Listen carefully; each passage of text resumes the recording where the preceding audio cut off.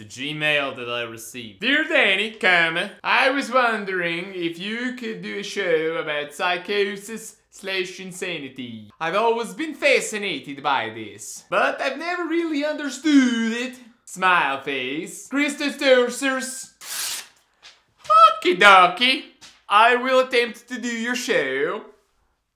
The first thing we must analyze when discussing what's going on inside the brain is what is insanity. Insanity, as defined by the internets, is the state of mind that prevents normal perception, behavior, or social interaction. Allow me to illustrate to you on this board of white what happens inside a normal, healthy, functioning brain.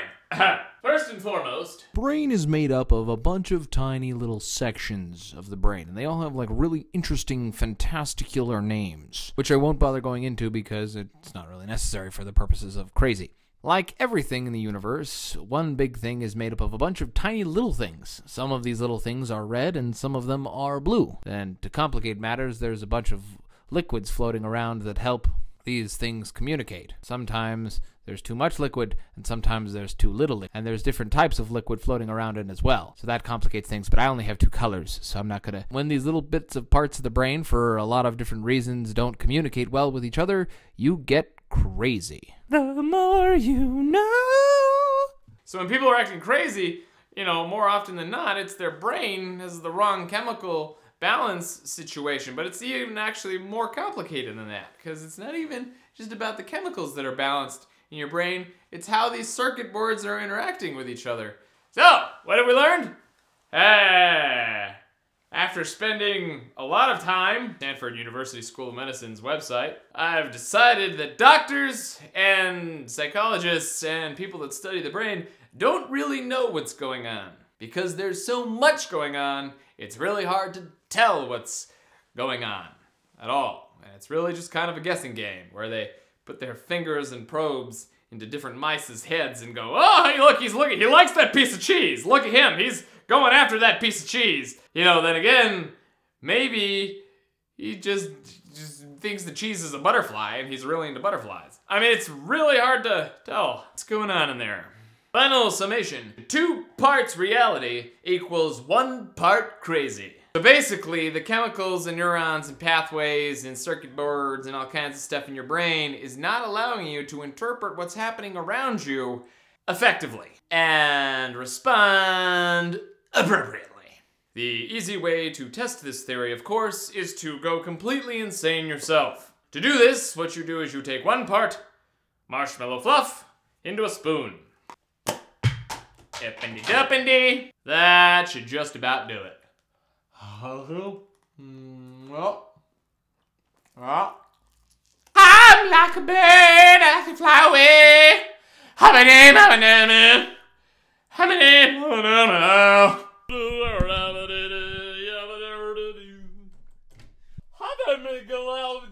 Guy. That's a little friend gonna touch up duck and go.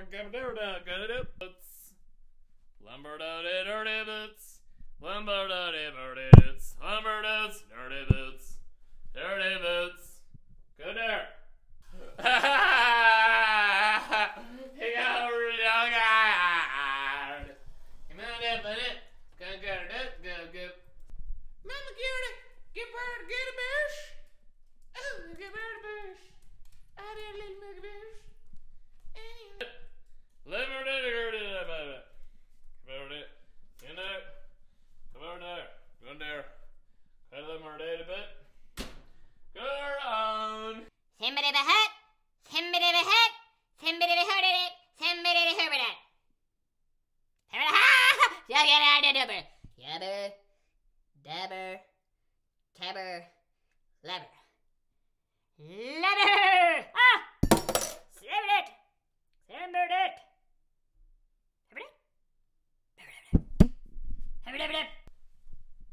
Remember little hammer never make a miss. Little hammer never miss. Oh, little hammer never miss. Hammer never miss. My little hammer never miss. Give me a ribbity-bitty. Ribbity-hibbity-dibbity-bitty miss. Ribbity-hibbity-dibbity-dibbity-bitty. For helping me through this difficult time in my life.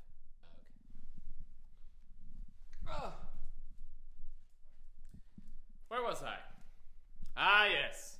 Explaining the mysteries of the brain. I am totally unqualified to do that. But let's see if we can sum it up in one word. Shall we? Complicated. There, I did it.